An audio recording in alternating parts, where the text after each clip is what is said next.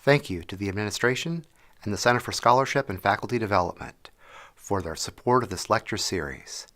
Thanks also to the staff who assist me every year, especially Jen, Dom, and David. Thanks to my audience for listening to what I have to say. The Constitution of the United States was ratified on September 17, 1787, by 39 delegates from 12 states, including Alexander Hamilton. Continuing by the numbers, it is over 230 years old and has been amended 27 times. But the Constitution did not spring up out of nowhere.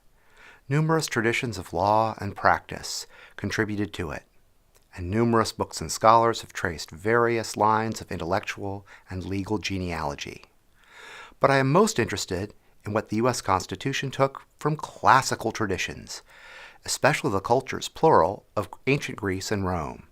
Sometimes Greece and Rome are spoken of as Greece and Rome, as a one for two are hendiades, but the term ancient Greece covers a motley crew of squabbling city-states rather than the current modern nation-state, and the term ancient Rome covers over 1,000 years of political practice under quite different scales or conditions.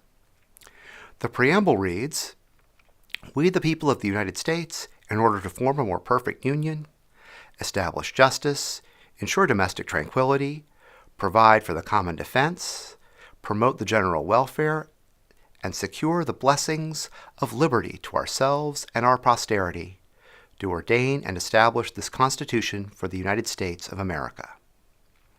The idea of "we the people" is partly inspired by the Roman word populus, spelled P-O-P-U-L-U-S. Our word people comes from this Latin word through French. The Roman people, or populace, were considered partners with the Roman Senate, a body of legislators, in managing the Roman Republic. The letters SPQR, a Latin abbreviation for the Senate and the people of Rome, the Q is and, appeared on Roman coins and even today appear on sewer and utility box covers in the modern city of Rome. I am hoping to do a future project on the meanings of the Latin word populus and how it differs from English people, but here I want to highlight the overlap between these words, on how the United States sees itself at least partly as a continuation of the Roman Republic. But I want now to discuss an idea that goes well beyond a single word, the separation of powers, an idea perhaps familiar from government or history class. The idea here is that the legislative, executive, and judicial branches of government each have their own constitutionally enumerated powers. While they can oppose each other on matters of policy or of law, they cannot exercise one another's powers. The president cannot declare a law unconstitutional. Only the Supreme Court can do that. The Supreme Court cannot propose a spending bill for roads and highways. Only the House of Representatives can do that. Separation of powers is a descendant of the ancient idea of the mixed constitution of three types of government: democracy, oligarchy, and monarchy.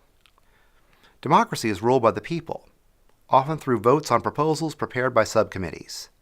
A direct or plenary version of the form of government held sway at ancient Athens, and each man in the Athenian assembly had one vote. The Congress in our system is intended to be a democratic element, but representative rather than direct. Oligarchy is ruled by the few, usually based on a property minimum, but sometimes based on heredity, and this type of government was found at ancient Thebes, Athens' neighbor to the northwest. The Supreme Court in our system is an oligarchic element, but through lifetime appointment rather than by property or heredity. Monarchy is ruled by one person, and this type of government could be found everywhere in the ancient world, including Macedonia and Egypt. In our system, the president is a quasi-monarchical element, though limited by having to stand for re-election and by term limits. These three types were familiar to many ancient Greeks, especially Athenians. The historian Herodotus is known to my ancient history students as the father of history or father of lies. Around 440 BC, Herodotus tells to his Athenian audience a tall story that explains why the Persians have a monarchy under the great king and not a democracy like Athens. When the Persian king died, 3 noblemen argued about whether Persia should be a democracy, an oligarchy, or a monarchy.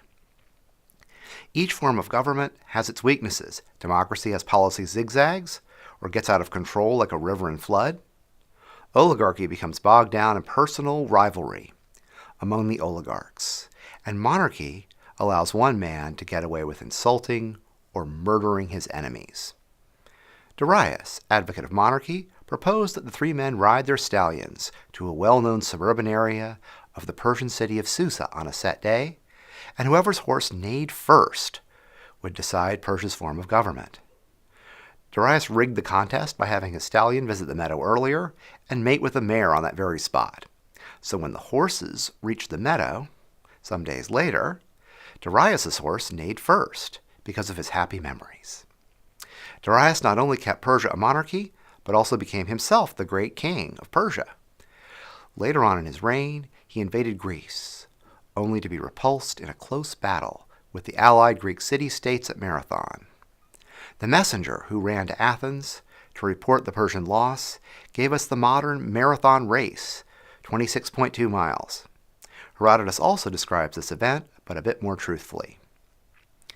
The weaknesses of each form of government led the Greeks of Sparta to establish a mixed constitution, which had hereditary monarchy, but in the form of 2 kings, so that one could lead armies, while the other ran things at home. Again, these kings were the monarchical element and resembled our president in their responsibilities.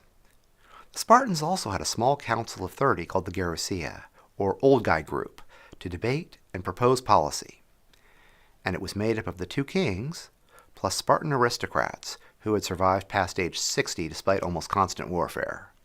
The Gerousia was an oligarchical element, but was concerned with law and policy.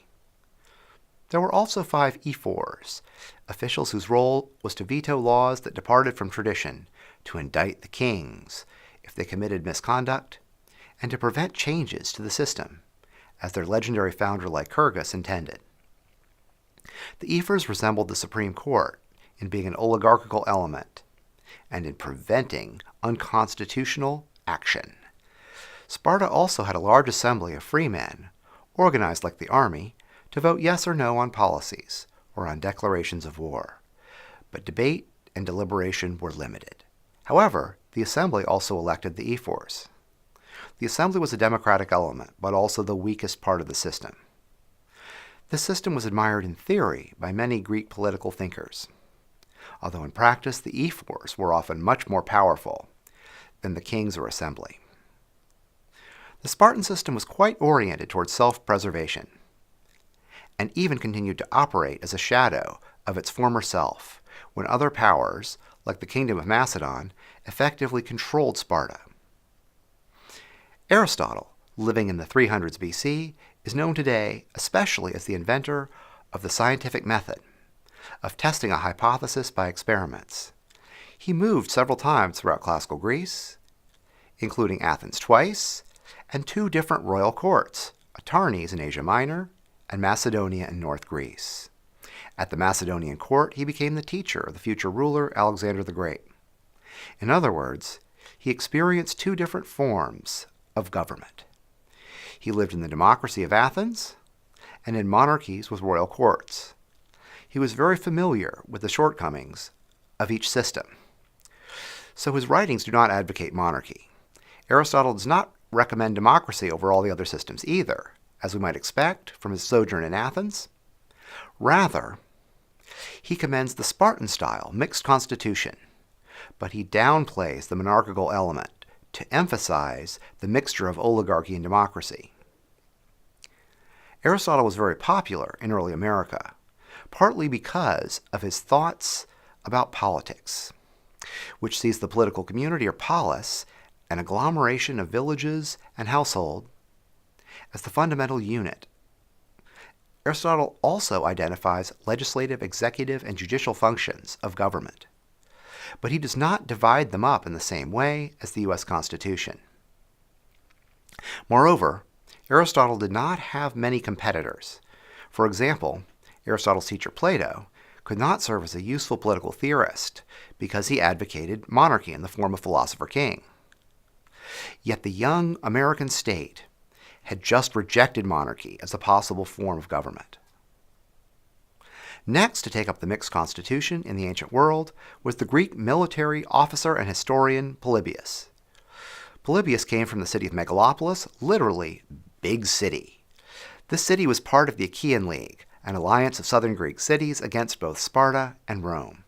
Polybius, shortly after he turned 30, became a popular speaker at the meetings of the Achaean League and insisted on adhering to treaties without knuckling under to Rome.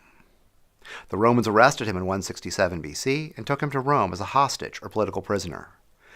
When he wrote his history of Rome, he made sure to attack rabble-rousers and demagogues in order to reassure Rome that he had learned his lesson.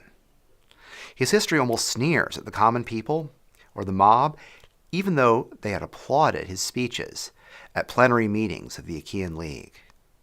His history also discusses the Roman government to explain why the Romans conquered the Greeks.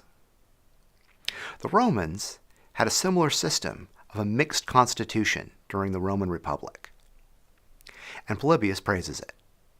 The Roman system was more flexible than the Spartan system by the fact that it was able to be changed. The monarchical element was not a king, a dual kingship, but a pair of annually elected officials called the consuls, who were chief executives like our president. The oligarchical element was the Senate, also derived like Erosia from the word for old guy. It ideally consisted of former office holders and their descendants, but it had a property minimum to skew its membership toward the wealthy. The democratic element was a series of assemblies set up in various ways, but designed to filter popular will through the will of the upper classes, rather than allow direct democracy. Often the wealthier groups voted first, before the poorer groups, and thus had more influence. The filtering of the popular will in the Roman Republic was not a bug, but a feature. In 1787, the idea of direct democracy, like Athens, was repellent, on the grounds that it was likely to lead to revolution, and thereafter tyranny, like Oliver Cromwell's Protectorate of England. Political scientist Nadia Urbinati identifies the late 18th century as the peak of anti-democratic sentiment. But some of the anti-democratic feeling was a reaction against the French Revolution, typified by Edmund Burke's pamphlet, Reflections on the Revolution in France, a hot take published in 1790. Polybius and his view of good government were so important that Thomas Jefferson had copies of Polybius sent from Paris to his fellow Americans James Madison and George Wythe, who were at the Constitutional Convention. Alexander Hamilton drew chiefly from Polybius the lesson of unity, that the weak leagues of the Greek city-states were no match for the Roman Republic. Therefore, he believed that the solution for the United States to fend off the imperial powers of Europe was to have a strong federal government, including a national bank, rather than powerful state governments, plural. Almost as important to early Americans was the Roman lawyer and politician Cicero. Living in the 1st century BC, Cicero knew the Roman Republic was about to fall under the domination of a single powerful leader. In other words, the Roman Republic was about to change into the Roman Empire. He favored first oligarchy, based on the Senate, then monarchy under the rule of a strongman.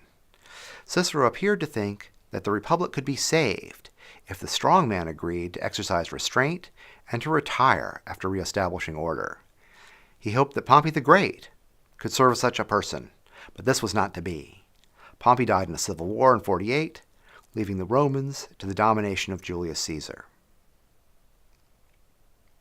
I should bring up here Cicero's most explicitly political work, called On the State, or in Latin, De Re Publica. Nevertheless, On the State survived mostly in fragments until rediscovery of a large piece in 1819, over 3 decades after the Constitutional Convention. The main event in the text, known throughout the Middle Ages, was a dream of the Roman general Scipio about how those who serve the state go to heaven. The dream occurs in the mid-2nd century BC, and not coincidentally, the Roman Senate, was strongest at this period. This text also featured Cicero most explicitly advocating for a mixed constitution, a constitution that avoided domination from one part of the government or from angry mobs. But Cicero mentions the need for political balance in many other works. We also see an anti-democratic side of Cicero. The Roman patronage system often exchanged money or political favors from the powerful for votes from the poor, and Cicero benefited from this system to win elections. And on the state, Cicero therefore proposed prohibiting secret ballots to ensure the working of the Roman patronage system, to make sure that the patrons got their money's worth in votes. Many of the constitutional delegates read other works by Cicero, partly because he was an actual politician and actually won some elections, but also because he was a wealthy landowner, slaveholder, and landlord who was suspicious of popular power. Thomas Jefferson owned something like 40 different works by Cicero over his lifetime. Ciceronian ideas affected the formation of the U.S. Constitution, such as how the mixed constitution became the separation of powers, a way to prevent one element of the government from becoming too powerful and dominating the others. So far, my talk has been about tracing lineages, or even a simple connecting of dots, a matching of features found in the U.S. Constitution and in ancient societies or political theorists. But sometimes features of the U.S. Constitution are responses to problems that ancient societies failed to solve. Let me start with the most important problem, then move on to a weird problem. A large ancient problem was slavery, but part of the problem was that ancient societies did not see it as a problem. No ancient society or political theorist, except perhaps a couple Stoic philosophers, ever considered abolishing slavery. Yet emerging ideas of human rights were already beginning to form in 1787. In reaction, pro-slavery delegates made sure that slavery was assumed in the Constitution. Importation of slaves from Africa or from elsewhere could not be banned before 1808 by Congress, but import duties could be imposed, as you can see on my slide. Slaves counted as 3/5 of a person for apportioning congressional representation, though slaves could not vote for any form of congressional representation. This rule was somewhat contradictory, to say the least. But slavery itself represented a more fundamental contradiction at the heart of the Constitution. Philip Pettit and other political theorists have formulated the key principle of small r republicanism as non-domination. That is, the purpose of government is to prevent the domination of a person or group by others. Slavery contradicts this principle of non-domination, or put another way, the existence of unfree people threatens the principle of freedom. The Civil War was fought over this contradiction, and one outcome of the war after the defeat of the Confederacy was the passage of the 13th, 14th, and 15th Amendments. The 13th outlawed slavery, the 14th Amendment repealed the Three-Fifths Compromise, and defined citizenship by birthplace to make former slaves automatically citizens. The 15th Amendment attempted to prevent discrimination against former slaves and their descendants, with limited success. But all these amendments are attempting to rebut ancient ideas rather than draw from them. Now for the weird problem, corruption of blood as a legal concept in Anglo-American and ancient law. In ancient Athens, the Alcmaeonid family were declared cursed for killing the politician Chelon, who took refuge in a temple in 632 BC. But they could not simply offer a slaughtered ox or a piglet as a sacrifice to the gods and be done with it. Instead, the curse was thought to follow the Alcmaeonids and their descendants so closely that the curse came up in political discourse 200 years later. Pericles, a member of the Alcmaeonid family and a prominent general and legislator, was called accursed by his opponents, especially after Athens suffered losses in the Peloponnesian War against Sparta. Ancient ideas of miasma, literally corruption or ritual impurity, were still powerful in early America as showed by Edgar Allan Poe's short horror story Fall of the House of Usher. But by 1787, this belief in corruption of blood had taken a more straightforward form in law: the prohibition of inheritance. If your blood is corrupted from your ancestors' crimes, you cannot inherit the ancestral property.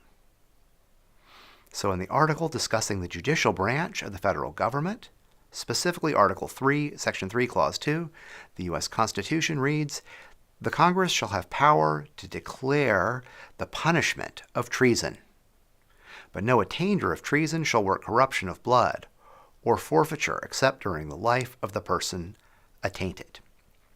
In other words, traitors like Benedict Arnold did not make their family or heirs liable for their crimes, and their family and heirs could still inherit their property. Corruption of blood has since been abolished in British law, but it was very much a powerful legal concept in 1787, even though now it seems like a weird problem. Finally, I want to do quick sidebars on the first 10 amendments to the Constitution, or the Bill of Rights, some as adopting ancient ideas, but others as resisting them. The First Amendment contains more than one idea, including freedom of speech and of the press. Freedom of speech and of the press is an adaptation and continuation of much earlier ideas. Athenians recognized the right of parrhesia, the right of free men to address the assembly, which the Apostle Paul claims a few times to address the church. Romans in practice simply did not have the technology to police conversation, political rallies, graffiti, and handwritten pamphlets.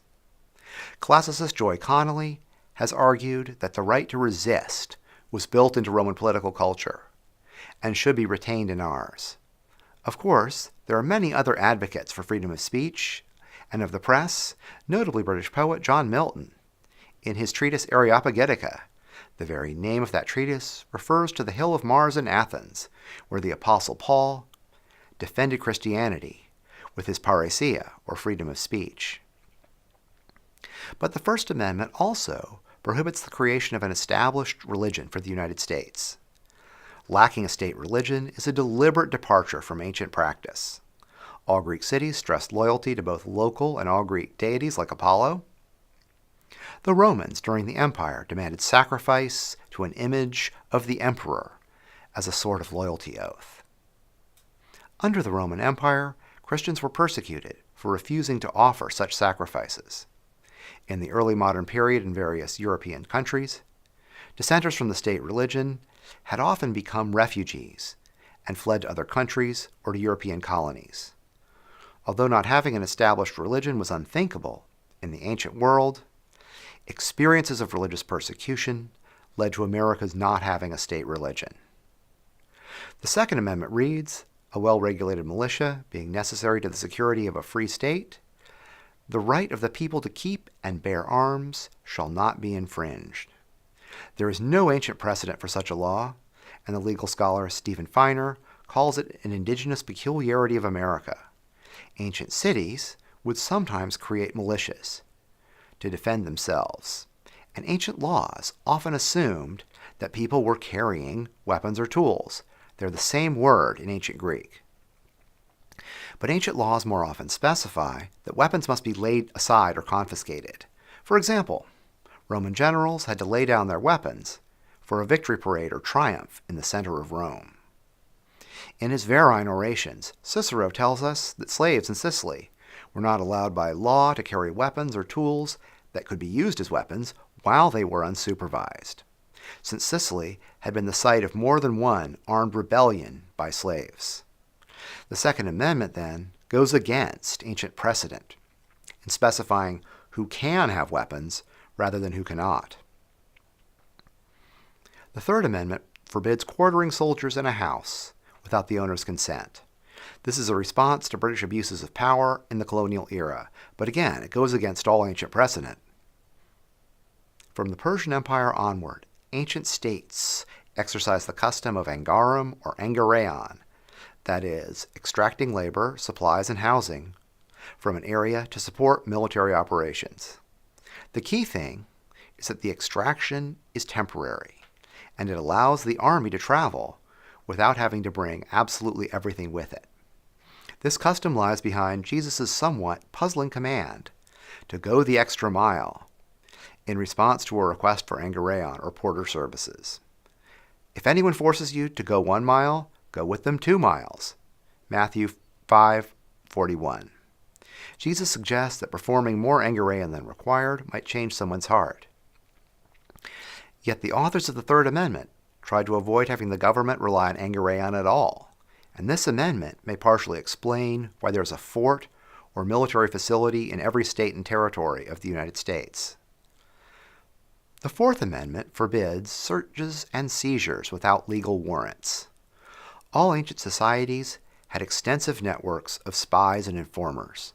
The Persian Empire even had a position called the King's Eye, which was basically the head of the secret police. The Roman Empire had a network of spies called frumentarii, or grain buyers, as their cover job, and these spies were hated and feared. Early modern England developed similar networks in efforts to prevent overthrow of the monarchy, and these networks extended to their colonies. The constitutional delegates were not against intelligence gathering per se, but in favor of allowing only searches and seizures for just cause, rather than allowing fishing expeditions or opportunities to plant incriminating evidence where it was previously lacking. The Fifth Amendment covers a lot of things. Basically, it limits how legal charges can be filed against people, and I want to consider the limits one at a time. First, no capital charges may be filed against soldiers while at war or public danger. This is a departure from ancient practice.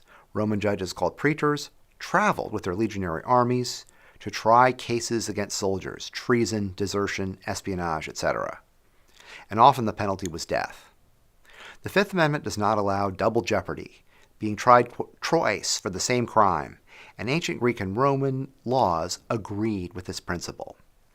The issue is not simply fairness, but the fact that ancient courts were often clogged with cases, and 2 trials for each crime would double the backlog.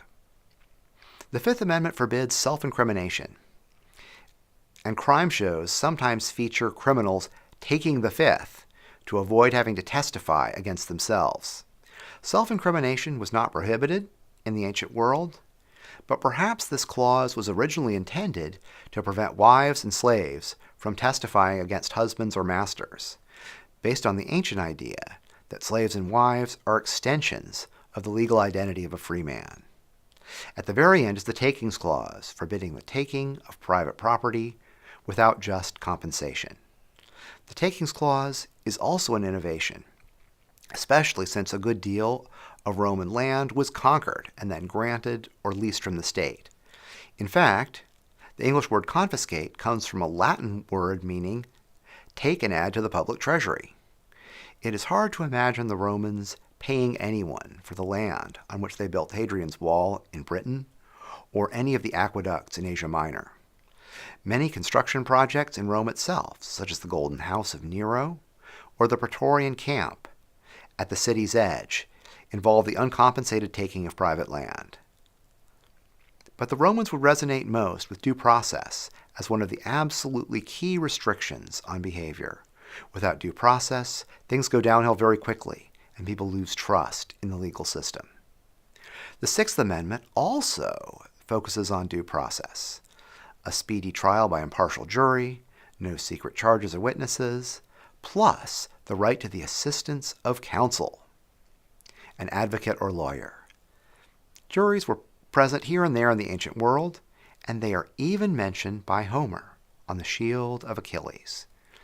Some ancient juries were as large as 600 people to prevent defendants from winning acquittal by bribery. Very few criminals could afford to bribe or intimidate all 600 people.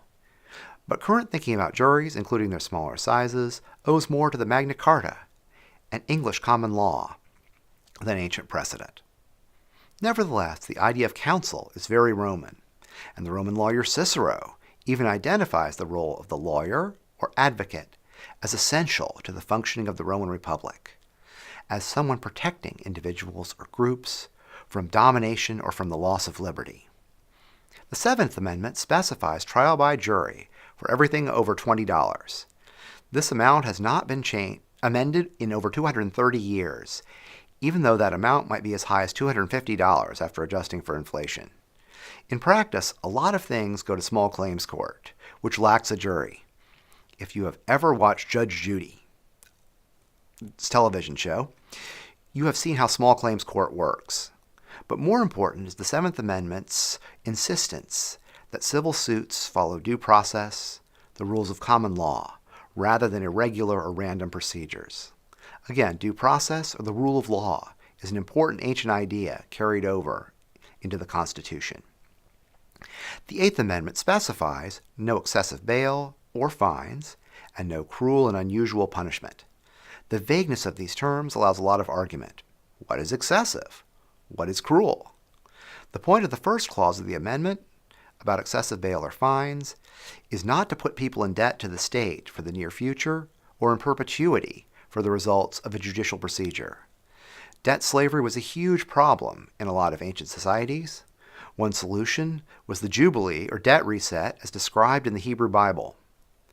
At Athens around 600 BC, Solon canceled debts and abolished debt slavery, although no other Greek city-states followed his lead. The Roman Republic abolished debt slavery in 326 BC, but there were plenty of other sources of slaves, such as war, captives. Cruel and unusual punishment is a characteristic of tyrannical regimes, such as the tyrant Phalaris of Acragas in Sicily. He roasted his enemies alive inside a bronze statue of a bull. The Athenians wanted to distinguish their democracy from tyrannies and gradually reduce the number of crimes punishable by death. The constitutional delegates also wanted to distinguish their republic from earlier tyrannical regimes as much as possible with this amendment. The debate about appropriate punishment for crimes goes in discussions of sentencing reform. Both Amendments 9 and 10 have a similar purpose: not to make government the default holder of rights. All rights not enumerated belong to the people or the states. This prevents the government from creating new rights for itself, but also strongly reminds us that the people, and secondarily the states, are the source of the government's legitimacy. Again, the Constitution's preamble reads, "We the people of the United States do ordain and establish this Constitution of the United States of America." In other words, the people concede limited power to the government to accomplish certain desirable purposes, and the power is conceded rather than taken. In conclusion, I hope I have given you some insight into the relationships between the U.S. Constitution and ancient societies.